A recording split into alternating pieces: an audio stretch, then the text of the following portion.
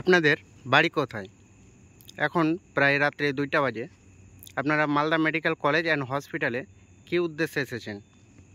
আসসালামু আলাইকুম রহমতুল্লাহি ওবরকাতুহু।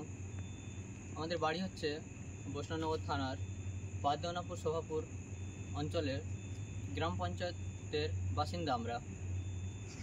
আমাদের রাত্রি 9টার সময় নবজাগরণ এনজিও বা নবজাগরণ ফাউন্ডেশনের কাছে খবর আসে একটা গর্ভবতী মায়ের বি পজিটিভ 1 ইউনিট রক্তের প্রয়োজন।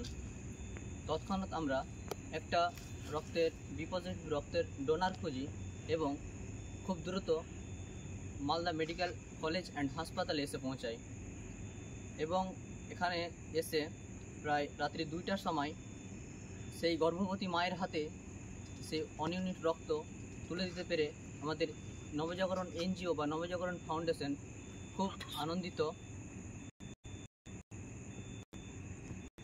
যে ব্লাড দিলেন, তো আপনাদের ডোনার কে?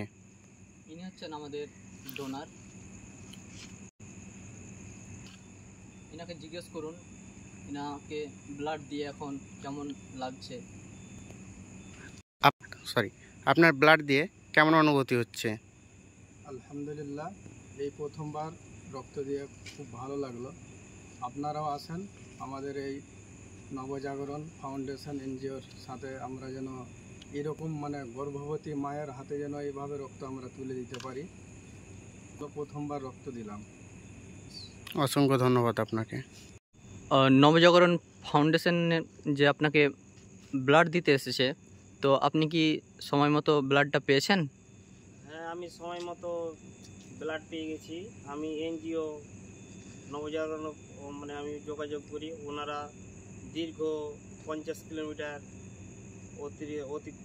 অতিক্রম করে আমার বোন গর্ভবতী 1 ইউনিট ব্লাডের প্রয়োজন ছিল।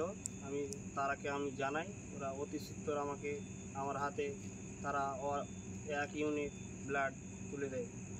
এতে আমি অনেক গর্বিত ও খুশি হয়েছি এবং নবজাগরণ যেন ভবিষ্যতে আরও সামন থেকে এগিয়ে যায়, এটাই আমি আশা করছি।